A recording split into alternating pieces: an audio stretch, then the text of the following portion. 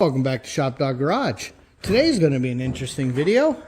It's probably not going to be terribly long because it involves a lot of driving and playing with shocks. Kevin's being dramatic.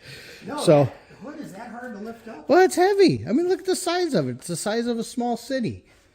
So, anyway, this car has adjustable shock valving.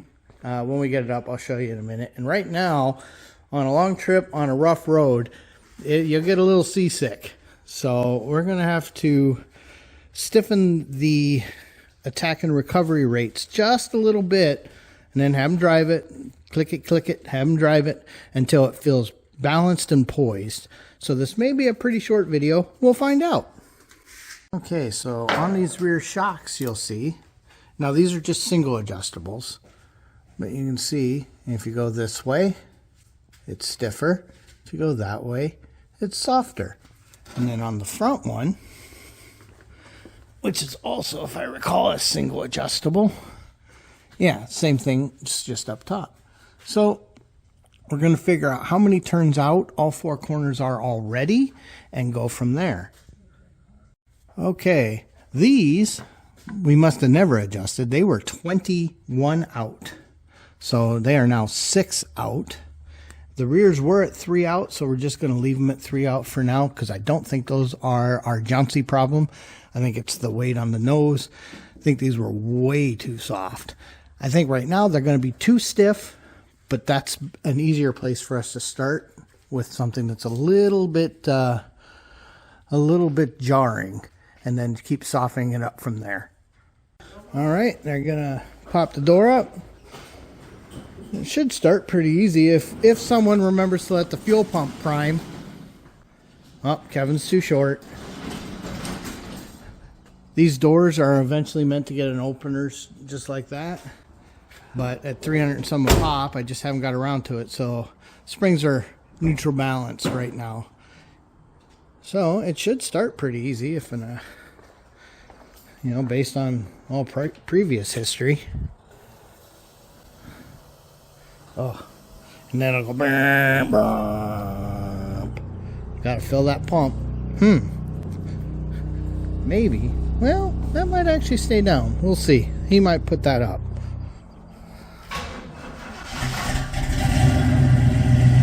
Dog sleds are running. That wasn't that hard. Oh, hey, reverse lights work.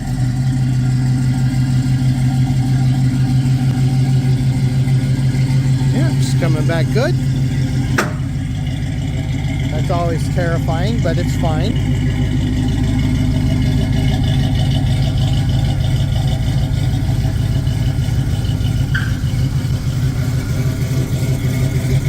Oh, that's a big car. It is pretty fun.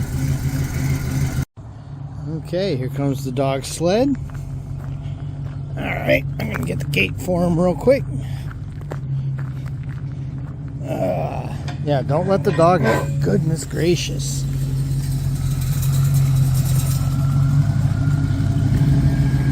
Alright, see you in a minute.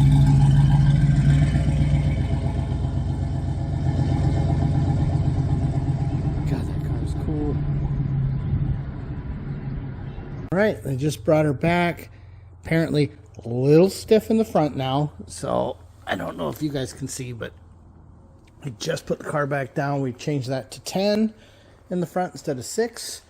They were not unhappy with the rear, so we're just going to leave that at 3 and see what they think this time. It's always easier to keep softening it up until you're comfortable. So always go a little stiff and then keep working back. It's a lot easier than working towards stiffer.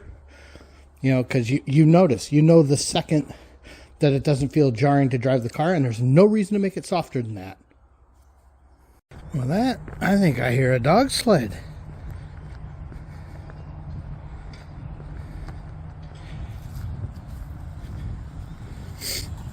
Well, Pix.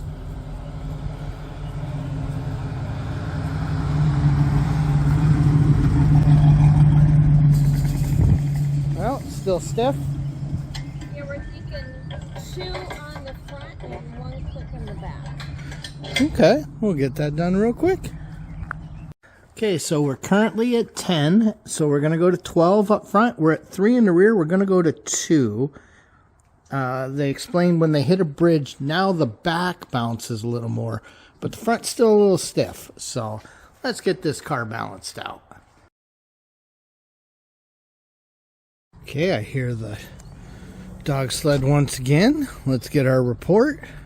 Was up helping with some Heidi's hot sauce. All right. Perfect. Yeah, we kind of figured that was a pretty good compromise. So half the turns that it had before. Well, good. I'm glad that worked. Okay, you can hear that the fan definitely works. Although, to be fair, the car also does not overheat. Look at that. It's like he's done this before. Okay, and if we're parking it, keep coming. Okay, that way, if for some reason it bled down, that wouldn't land on that locker. So, what's your report? You know, I like it. If anything, I'd take it tighter one click. But let's drive it like this for a little bit and see. Okay. Yep. So we'll leave it at 12. So that jump between 10 and 12 was a big jump. It was a big jump. And you know, our test was going over that bridge because you'd hit it and the front would go and then the back would go. And then when you hit the end of the bridge, there was a dip at the end.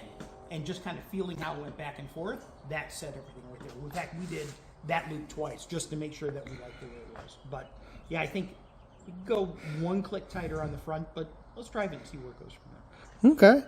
Yeah, it's kind of nice when the car just runs and drives, and that's not what you're testing anymore. Well, and that's the thing, right? You just drive it, and it's like a Sunday afternoon drive.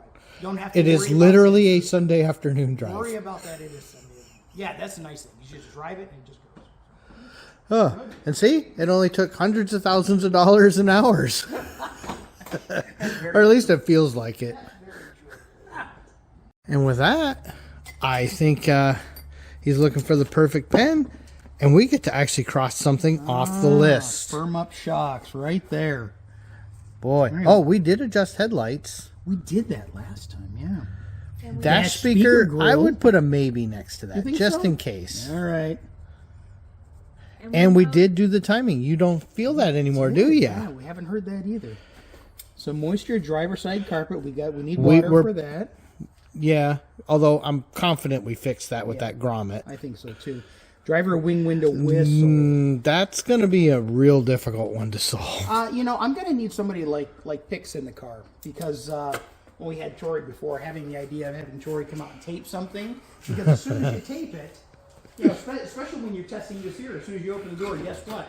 Yeah, the tape doesn't work. So you need your driver to be still and be able to listen while you're taping this up to see exactly where your problem is. So we'll do that next time. Honestly, if that's the worst problem, that's pretty stinking minor.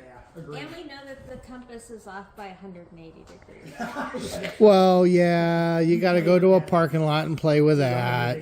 That's okay. You know, oh, God, and that button is under the console, and you're going to have to get at it's going to be terrible. And a big parking lot, because the way for those who don't know these Dakota digital compasses, you drive a big circle to the left, and then you drive a big circle to the right, and you drive to the left, and there's a whole process to it so that it can figure out where north is. Oh, and you got to tell it what zone you're in. Yeah. So I told Pix, I said, it's almost a novelty item. Oh, it is. I mean, because honestly, do you care if it's north? Yeah, we were in the car and she's like, you're going north. No, I'm going southeast. You're going north. No, it says southeast. Wait, it says south. Well, if you're heading that way, you're going north. Because north is that way. Her fancy phone told us north. South is that way. So, anyway, I think that's about going to wrap it up for today. They've got other chores. That was really the big thing for today's chore list. So, you know, what do we say? Thanks for watching.